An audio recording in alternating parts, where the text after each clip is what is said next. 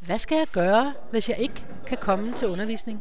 Vores erfaring viser, at det er meget vigtigt at komme til undervisning hver dag.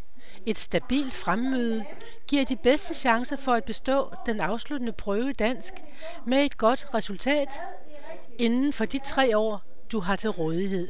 Husk, at du bruger af dine 3 års ret til gratis undervisning, også hvis du af forskellige grunde ikke deltager i undervisningen.